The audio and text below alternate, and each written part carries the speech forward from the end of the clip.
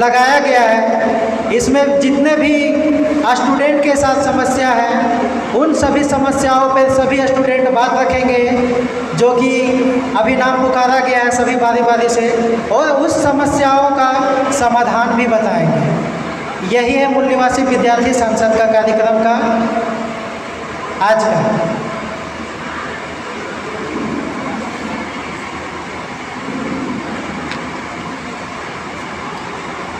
जैसे कि हमारे भारत में दो तरह के स्कूल चल रहे हैं, जैसे कि आप सबों को पता होगा, एक सरकारी और दूसरा निजी स्कूल। आप सभी को पता होगा कि सरकारी स्कूल का अभी स्थिति क्या है हमारे भारत में, और निजी स्कूल का क्या स्थिति है। दोनों का अगर हम लोग कंपेयर अगर करते हैं तो आप देखेंगे कि एक सरकारी स्कूल का स्टूडेंट और दूसरा एक प्राइवेट स्कूल का स्टूडेंट, वो लोग का सबसे पहले जो देखने का लुक होता है, पहनावा होता है, उसी से पता चलता है कि हमारे देश में दो तरह का मतलब कि विषमता फैलाने का कार्य किया जा रहा है।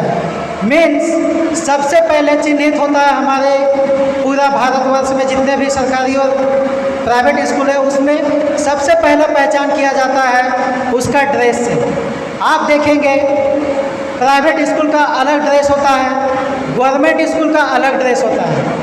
ठीक है, ये ड्रेस से ही पता चल जाता है कि हमको फ्रेंडशिप बातचीत किससे करना है। होता क्या है कि जो प्राइवेट स्कूल का स्टूडेंट होते हैं वो सरकारी स्कूल का स्टूडेंट से बात नहीं करना चाहते हैं, क्योंकि उन्हें लो कैटेगरी का स्टूडेंट समझा जाता है। ऐसा क्यों? जब हमारे पूरे भारत में भारत सरकार के द्वारा गवर्नमेंट स्कूल है, तो फिर ये सरकारी स्कूल को नीच और कमज़ोर रूप में क्यों देखा जाता है?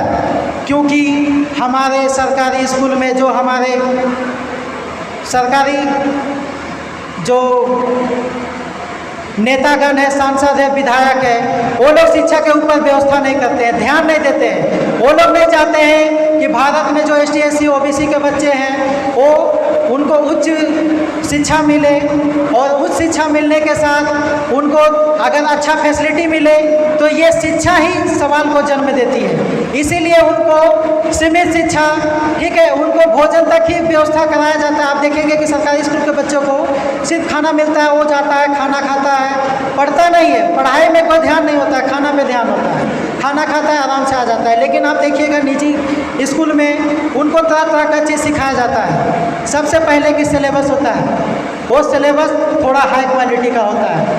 अगर आप देखेंगे हमारे गवर्नमेंट स्कूल में कि जो हमारा क्लास स्टार्ट होता है 1 क्लास से स्टार्ट होता है, लेकिन जो प्राइवेट स्कूल है उसमें LKG KG से स्टार्ट होता है। मतलब मीन्स कि KG में उसको ABCD का खा गा सिखाया जाता है, लेकिन हमारे गवर्नमेंट स्कूल में 1 क्लास से का खा गा ABCD पढ़ाया जाता है। मतलब वो UKG तक जाते जाते उसका दिमाग इतना विकसित हो जाता है कि अगर प्राइवेट स्कूल के 1 क्लास के बच्चों का कंपेयर सरकारी स्कूल का 1 क्लास के बच्चों के साथ कंपेयर कराया जाए तो बहुत ज़मीन आसमान का फर्क होता है। ठीक है, और ये जो सिलेबस होता है, सिलेबस के अनुसार जो बच्चे डेवलप होता है उसके बाद क्या होता है कि डेवलप होने के बाद मतलब स्टूडेंटों में विभेद तो हो ही जाता है। ठीक है, लेकिन जो हम लोग भारत में समता जो हम लोग बना के रखना चाहते हैं वो समता पूर्ण रूप से स्थापित नहीं हो पा रहा है। इसका मूल्य कारण है शिक्षा, क्योंकि स्टार्टिंग में उसको विषमतावादी बना दिया जाता है, उसको विषमता के राह पे चलने के लिए सिखा दिया जाता है। और अभी हमारे जितने भी ST SC OBC के स्टूडेंट हैं उन सब जो हायर एजुकेशन ले रहे हैं और जो आर्थिक रूप से कमज़ोर है उसको गवर्नमेंट स्कॉलरशिप प्रोवाइड करती है, लेकिन आप देखेंगे कि उन सबों को वह स्कॉलरशिप मिल नहीं पा रहा है। उसमें इतना प्रोसेस कर दिया गया है, उसमें इतना प्रक्रिया कर दिया गया है कि लड़के लोग उस प्रक्रिया तक पहुंच नहीं पा रहे हैं, जिसके कारण उन सबों को बीच में ही पढ़ाई स्टॉप कर देना पड़ रहा है, मतलब छोड़ देना पड़ रहा है आर्थिक के अभाव के कारण। ठीक है, इसमें जो प्रॉब्लम है, इसको हमारे गवर्नमेंट को इसको देख रेख करना चाहिए, क्योंकि ये सेक्टर गवर्नमेंट के अंदर में आता है और ये जो स्कॉलरशिप मिलता है, ये जो फैसिलिटी मिलता है, वो गवर्नमेंट अपने पैसों से नहीं देता, ये हमारा टैक्स से कटा हुआ पैसा होता है, उसी को पे करती है। लेकिन फिर भी हमारा डेवलप करने के लिए गवर्नमेंट हमारे लिए सही से कार्य नहीं कर रही है। और इस पे हम सबों को चिंतन करना चाहिए, जितने भी भारतवर्ष में स्टूडेंट हैं, कि आखिर जो हम वोट मारते हैं 18 साल होने के बाद, जो हमारे गार्जियन वोट मार रहे हैं, मारने के बाद भी जो सरकार को हम बना के भेजते हैं एमएलए सांसद, वो हमारा हक अधिकार का बात क्यों नहीं कर रहा है? हमारा जो बच्चा है उसको फैसिलिटी देने का काम क्यों नहीं कर रहा है?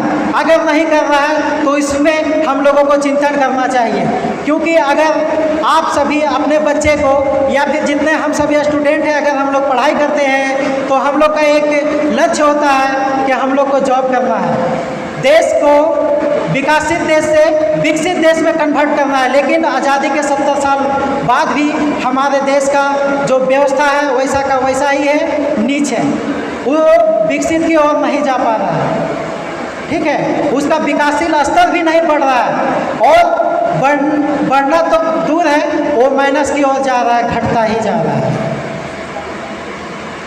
अभी जितने भी भारतवर्ष में स्टूडेंट इंजीनियरिंग और तरह तरह का सर्टिफिकेट लेने के बाद, सारा कुछ फाइनल करने के बाद क्या हो रहा है कि हम लोग को जॉब नहीं मिल पा रहा है, वैकेंसी नहीं मिल पा रहा है। आखिर ये क्यों नहीं मिल पा रहा है?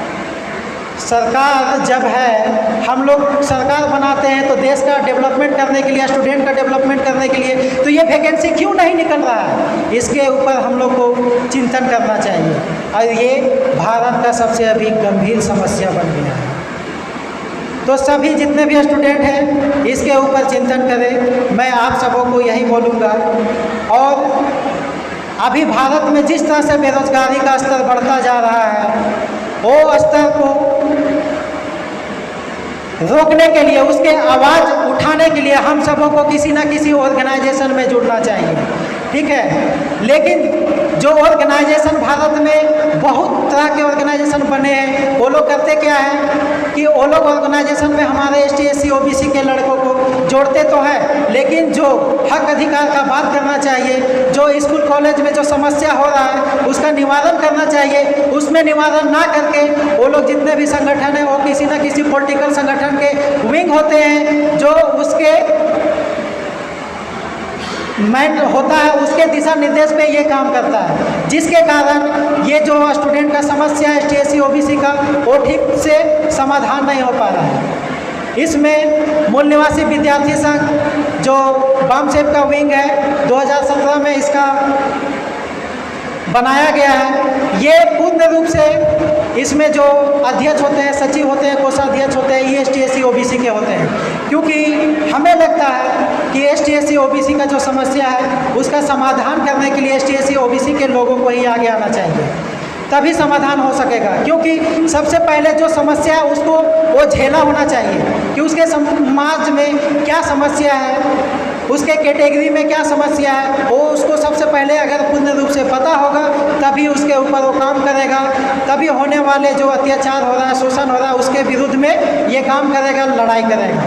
अभी आप देखिएगा कि हमारे भारत में स्टूडेंट जितने भी ST SC OBC के लड़के हैं, लड़कियां हैं, जो जॉब में जाते हैं, और थ्योरी में तो अच्छा नंबर ले आते हैं, लेकिन आप देखिएगा भारत में ST SC OBC को जो स्टूडेंट है उसको जॉब में जो नहीं देखना चाहते हैं, वो लोग क्या करते हैं, षड्यंत्र रचते हैं। षड्यंत्र इस तरह रचते हैं कि प्रैक्टिकल में तो वो लोग अच्छा मार्क्स लेके आ जाते हैं, लेकिन जब नहीं थ्योरी में अच्छा नंबर लेकर आ जाते हैं, जब प्रैक्टिकल का चांस आता है तो उन्हें कम नंबर देके उनको पीछे कर दिया जाता है।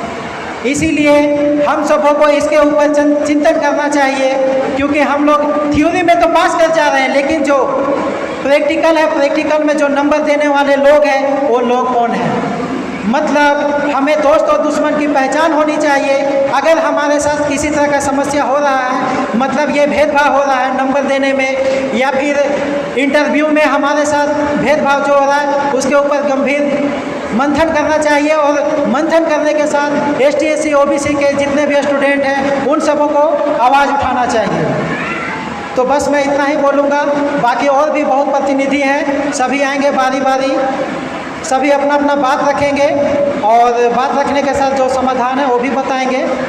बस मैं इतना ही रख के मैं अपना बात को समाप्त करता हूँ। पुनः सभी को जय भीम, जय मूल निवासी, जय भारत, जय झारखंड, जोहार।